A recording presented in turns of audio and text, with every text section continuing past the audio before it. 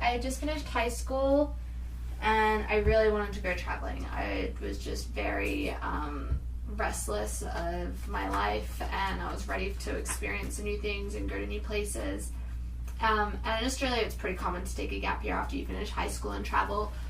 But I just didn't know who to go with, because obviously I couldn't go by myself because I was like, I'm a girl, and you know that unfortunately makes us vulnerable. And I was talking to my brother about it, and he's like, well, I'll go. And I was like, oh, that works.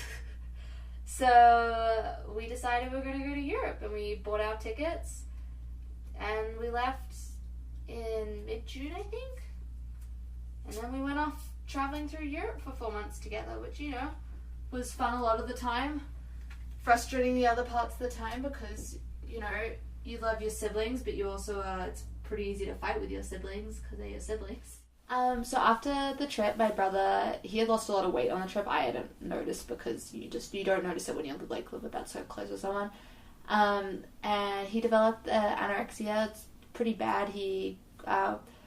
It probably was at its worst just when I left to come to school here, so around January 2015. And he was hospitalized because he like passed out on the street sort of thing. I've noticed afterwards, but being like less close, I think, because I've just distanced myself, because I think and like that was really hard, being like that source of, well, he had to control me a little bit on the trip. Like, so for the first half of the trip, I paid for everything. I don't really know why it worked out that way, but it just did. So for the second half of the trip, he paid for everything, but that also meant that he had control over all the money. So if I wanted something, he'd be like, well, no, you don't need that.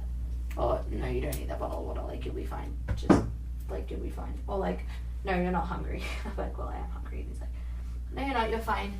I think that would be really annoying. So Ben and I hardly talk now. Like, I'll text him, but he won't reply.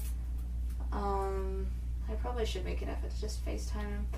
It's just, he's so a certain way. And when I went back to Australia in June, I think because he's used to being the only child living at home. So when I came, I mean, obviously I'm a visitor as well, so I was getting a lot of attention. And I think that was, like, I was entering into his, like, his area, his space, and I think so he was kind of rude to me a lot of the time, and I think that was kind of hard. You know, his eating disorder has unfortunately said a lot of unkind things to basically every single person in the family, and that makes it really hard to be close to Ben sometimes, which is sad because he's such a interesting and kind person. I hope it's clear that,